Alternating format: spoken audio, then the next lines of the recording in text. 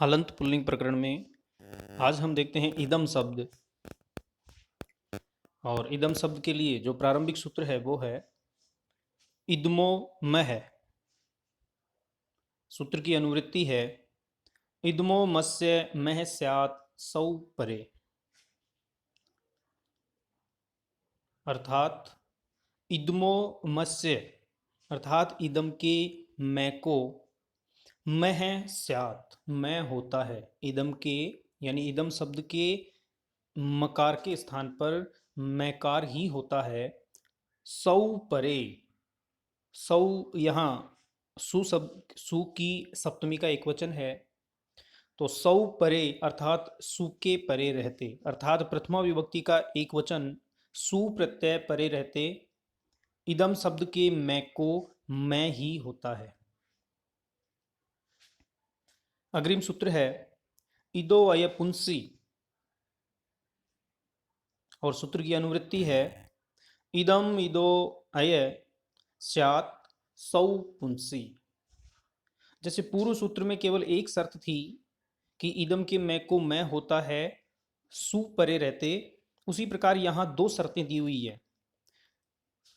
दो शर्तों में है सौ पुंसी अर्थात सु भी होगा परे और पुल्लिंग में होगा, और इस प्रकार सूत्र का जो अर्थ है वो होगा इदम इदम है इदो अर्थात इदम के इद के स्थान पर अय आदेश होता है। इदम के इद के स्थान पर अय आदेश होता है सौ पुंसी।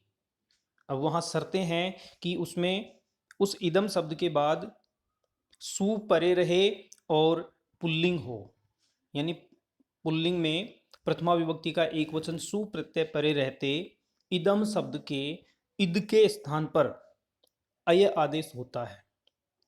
यहाँ यह ध्यान देने योग्य बात है कि जो अय आदेश हो रहा है वो इदम के इद के स्थान पे हो रहा है, इसलिए इसमें इदम का अम शेष बचेगा। और इन दोनों सूत्रों की सहायता से इदम शब्द पुल्लिंग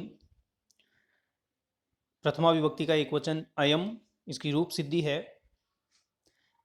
इदम शब्द को कृतद्धित समासाश्च सूत्र से प्रातिपदिक संज्ञा हुई स्वौद समौट छष्टाभ्याम भिस। इस सूत्र से प्रथमा विभक्ति के एक वचन में सु प्रत्यय करके इदम धन सु यह स्थिति बनी। इस स्थिति में अर्थात इदम प्लस सु इस स्थिति में त्यदादि नाम है, इस सूत्र को बाध कर अर्थात इस सूत्र से यहां इदम के मैं के स्थान पे ए प्राप्त था। त्यदादि नाम है इस सूत्र से जो इदम शब्द है उसका जो अंतिम वर्ण मकार है उसके स्थान पे ए प्राप्त था, तो इस सूत्र को बाध कर अर्थात इसके द्वारा होने वाले कार्य को रोककर इदमो मैं है इस सूत्र से इदम के मैं को मैं ही हुआ, और स्थिति वही बनी रही इदम प्लस सु। इस स्थिति में इदो अय पुंसी इस सूत्र से इदम के इद के स्थान पर अय आदेश हुआ और स्थिति बनी इद अय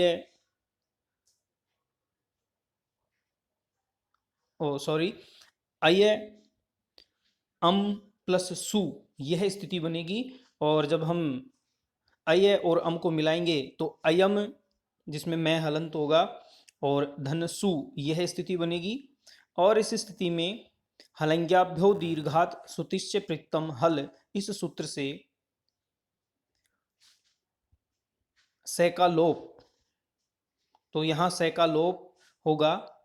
इससे पूर्व जो सु है उसके उ की इत संज्ञा और लोप हो जाएगा और बनेगा अयम प्लस से। और फिर इस सूत्र के द्वारा अर्थात हलंग्याभ्यो दीर्घात सुतिश्च प्रिक्तम हल इस सूत्र से विभक्ति के से का लोप होकर अयम यह रूप बनेगा इदम शब्द का प्रथमा विभक्ति का एक वचन पुल्लिंग में। अग्रिम सूत्र है अतो गुणे। सूत्र की अनुवृत्ति है अपदांतात अतो गुणे परतः पर रूपम एकादेश है स्यात्। और सूत्र का हिंदी अर्थ है अपदांतात अतः, अर्थात अपदांत अत से परे, और यहाँ अत से तात्पर्य है अ। तो अपदांत यानी पदांत नहीं होना चाहिए वह जो अत है या अ है वह अपदांत होगा, पद के अंत में नहीं होगा। तो अपदांत अत से परे गुणे परतः पर रूपम एकादेश है स्यात्। तो अपदांत अत से परे गुण होने पर या गुण के रहने पर उस अकार और गुण उन दोनों के स्थान पर पररूप एकादेश होता है। यानी जो पररूप एकादेश है, जो गुण है वही वहां प्रभावी रहेगा, वो अकार है वो उसमें निहित हो जाएगा। तो उन दोनों के स्थान पे यानी उस ए का ए और उस गुण में जो तीनों वर्ण हैं, चाहे वो ए हो, चाहे ओ हो, चाहे ए हो, तो उन दोनों वर्ण के स्थान पे यानी अकार और उस गुण के स्थान पे पररूप एकादेश होता है अतो गुणे सूत्र द्वारा। अग्रिम सूत्र है दश्च। सूत्र की अनुवृत्ति है इदमो मस्य इदमो दस्य मह स्यात् विभक्तौ, अर्थात इदम शब्द के द के स्थान पर या इदम शब्द के द को मह स्यात् मैं होता है विभक्तौ विभक्ति में, अर्थात जहां विभक्ति हो उस विभक्ति में अर्थात विभक्ति का प्रत्यय परे रहते इदमो दस्य मह स्यात्, इदम शब्द के दकार के स्थान पे मकार होता है। और इन दोनों सूत्रों की सहायता से जो प्रथमा और द्वितीय का द्विवचन है इमौ, वह रूप सिद्धि सिद्ध हो रही है। तो इदम शब्द को कृतदिश समासास्त्र से प्रातिपदिक संज्ञा हुई और स्वौद समौट छष्टाभ्याम भिस, इस सूत्र के द्वारा प्रथमा और द्वितीय विभक्ति के द्विवचन में औ प्रत्यय किया और स्थिति बनी इदम धन औ। इदम धन औ इस स्थिति में त्यदादि नाम है, इस सूत्र के द्वारा इदम के मैं को ए हुआ और स्थिति बनी इद ए औ, इद ए औ। और इद ए औ इस स्थिति में अतो गुणे इस सूत्र के द्वारा जो ए पदांत ए है यानी दै में निहित जो ए है उस ए और जो मैं के स्थान पे ए हुआ है उन दोनों यानी ए और ए इन दोनों वर्णों के स्थान पे पररूप होगा और पररूप होकर यानी केवल एक ए शेष रह जाएगा और स्थिति बनेगी इद प्लस औ। इद प्लस औ इस स्थिति में दश्च इस सूत्र के द्वारा जो इद का द है उस द के स्थान पे मैं हो जाएगा और स्थिति बनेगी इम औ। अब इम औ इस स्थिति में क्योंकि इम में ए है मैं में और उसके बाद औ है, तो वृद्धि रेच इस सूत्र के द्वारा मैं में निहित ए और औ इन दोनों को वृद्धि एकादेश औ हो जाएगा और इमौ यह रूप सिद्ध होगा। तदनंतर प्रथमा विभक्ति का बहुवचन इमे, तो इदम शब्द को कृतदिश समासास्त्र से प्रातिपदिक संज्ञा हुई स्वौद समौट, इस सूत्र से प्रथमा विभक्ति के बहुवचन में जस प्रत्यय हुआ और स्थिति बनी इदम धन जस। इदम धन जस इस स्थिति में त्यदादि नाम है, इस सूत्र के द्वारा इदम के म के स्थान पे ए आदेश हुआ और इद ए जस यह स्थिति बनी। और इस स्थिति में पूर्ववत अतोगुण सूत्र से